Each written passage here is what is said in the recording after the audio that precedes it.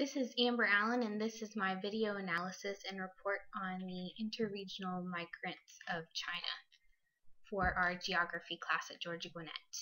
I'm going to review and examine Li Jingfan's 2009 film Last Train Home and other sources that document the story of the interregional Chinese migrant worker.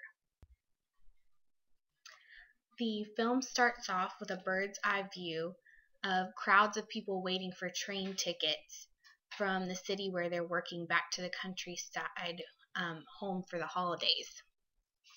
The film starts off with this quote: "There are over 130 million migrant workers in China.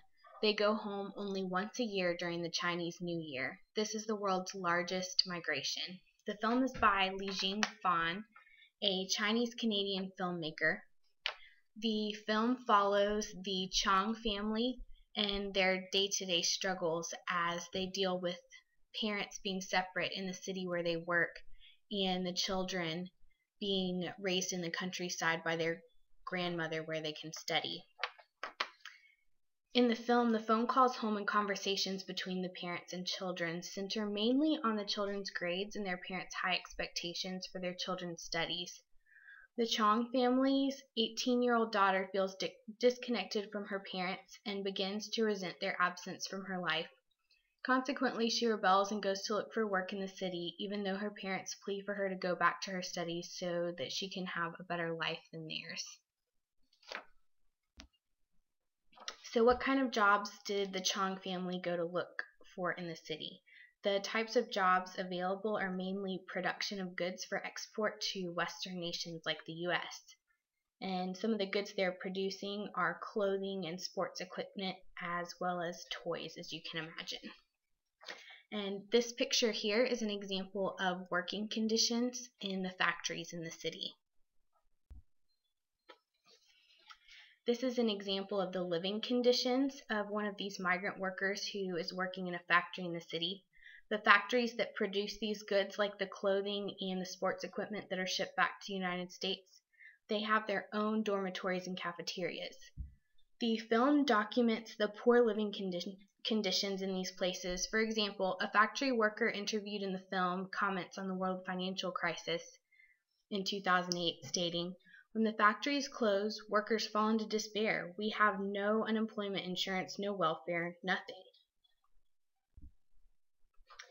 If we take a look at this map, we can see the countryside provinces of China in light gray that peasant farmers leave in order to look for work in the coastal provinces, which are dark gray.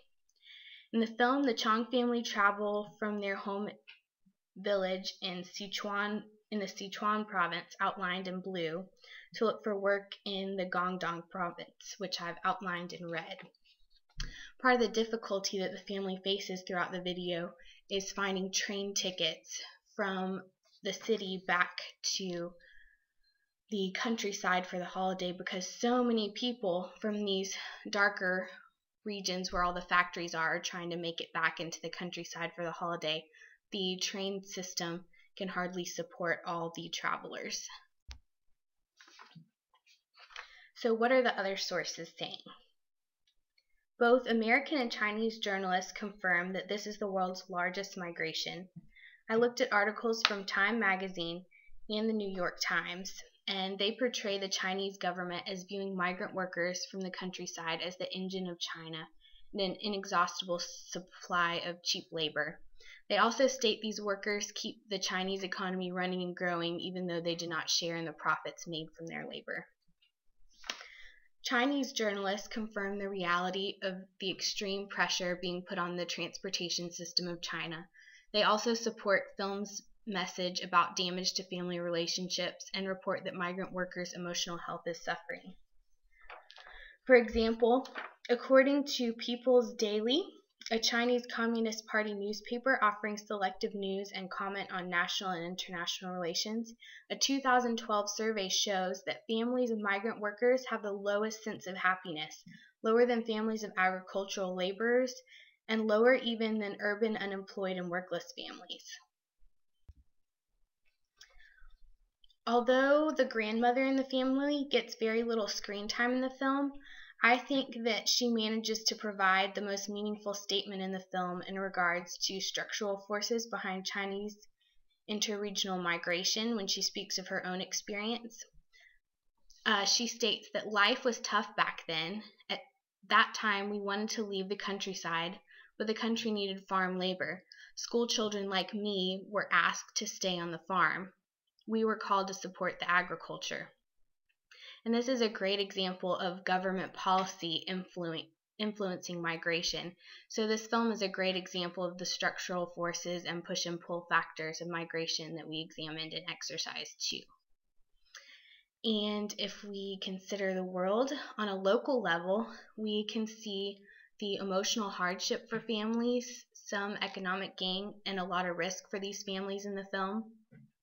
For China overall, the film shows us how their GDP is increasing and seasonal stress on the transportation system is requiring police and military crowd control. And as far as the world's concerned, we get a lot of inexpensive goods, and we also are having to answer questions about ethical responsibilities for those of us who live in these Western nations that receive these goods. And these are my references. Thank you for listening.